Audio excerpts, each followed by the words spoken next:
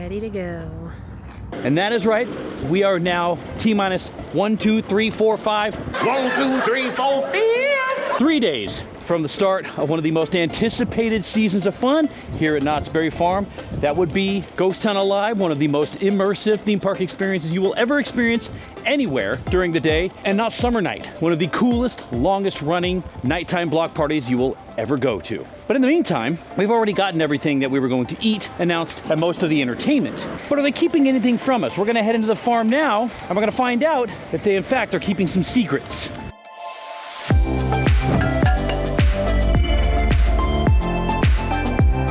Okay, but before we go into the park, let's just get the Scary Farm maze out of the way because I'm gonna forget, and I know I will. I almost did last time, so there's really not much more changing. It just still looks more like a decrepit old building. It looks kind of like a police station, if that makes any sense. It just looks like an old deteriorated police station, which maybe we get a Resident Evil IP. Oh snaps, Raccoon PD. I believe I've cracked the case. That's probably not the case, but... That's what it looks like right now. I don't think they have Origins started to get set up yet because most of those set pieces are still on the outside there, but we'll go by the Red Barn and we'll see anyway, just because you never know. Anyway, on to the farm. All right, so we came kind of in the middle of the day too, and it was super easy to get in. There's obviously nobody at the front gate because everybody shows up at rope drop, you know, to get that first ride on a Ghost Ride or whatever. But let's go see what the inside of the park looks like now because obviously the front's not bad.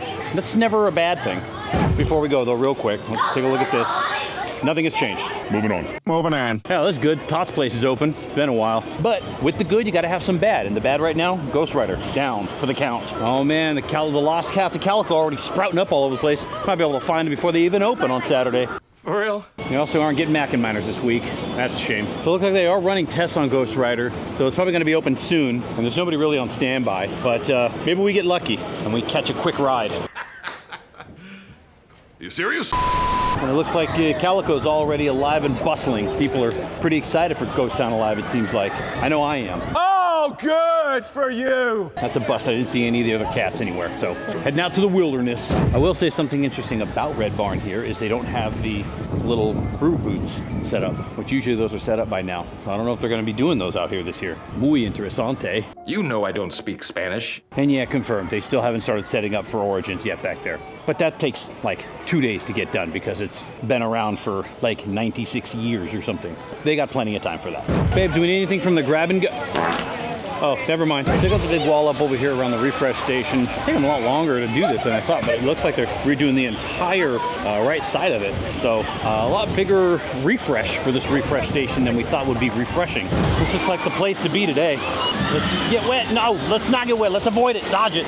Dodge, duck, dip, dive, dodge. Dodge, duck, dip, dive, and dodge. Uh-oh. That one lost all the people on it. And there are still rumors swelling up from Knott's about a coaster leaving and being replaced by something else. It's not too far out of the realm to say that Pony Express might be that roller coaster that leaves. Now this ride, while it's not a big ride, it doesn't seem like it's too crazy. It does seem to go down quite a bit. It's down again right now. This is probably just normal refurb before Summer Night starts. But this ride always has a big line on busy days. And I don't know, it seems weird to say this, but it seems like the Six Flags Cedar Fair step going forward might be to be getting rid of a lot of these LSM launch rides. They just don't seem to really like them, with rumors swirling around about from Accelerator leaving because it's a launch ride, all the mess going on with Top Thrill 2 over in Ohio. Who's to say that this isn't just a quick and easy fix here? Get rid of this ride, small footprint, and replace it with something that's maybe a little bit easier to handle. I don't know, just speculation on my part, of course. I'm just talking out my rear end. Fred, I do believe you're talking out of your ass. Oh, the goose is running today. That's odd. All right, but let's cross the tracks into a whole new decade. I think today feels like a prop shop kind of day. I know we still have a bit before we get all the delicious Summer Nights treats, but this is just a PSA saying even like the normal food at prop shop, magnifique. Well, we got a second. But wait! There's more! Let's talk about some stuff since we're on coaster rumors and things.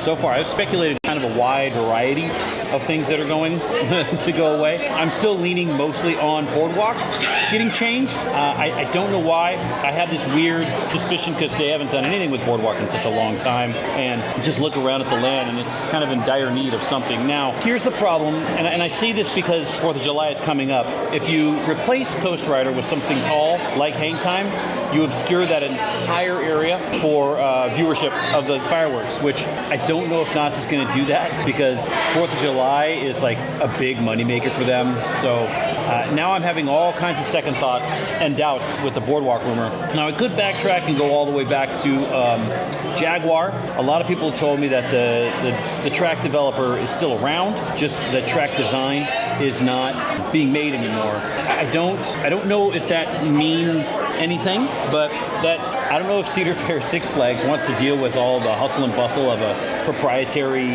manufacturer and having to go through just one pipeline for a particular type of track that, to be honest, isn't really getting much in return. So maybe we see the end of Jaguar, especially with Montezuma coming back possibly soon.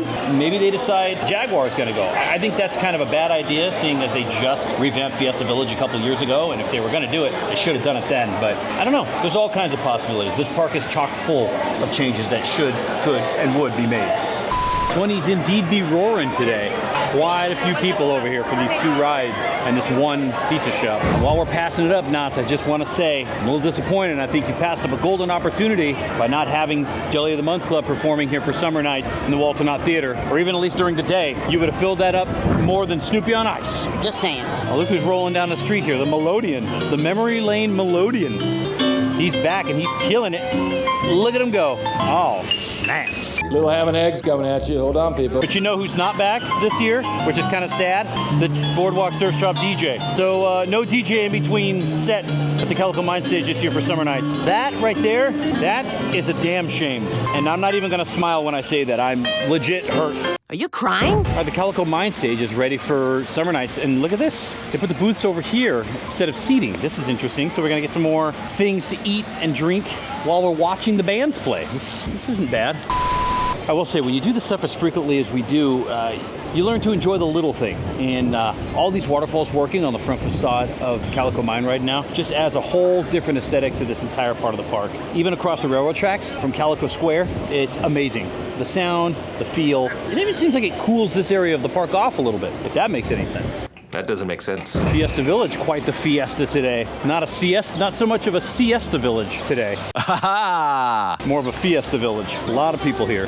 Well, Harley decided she wants to ride the carousel. I am gonna say this, if for some weird reason Knott's gets the itch to get rid of Jaguar, hashtag save that pyramid. Do not get rid of that pyramid by any means.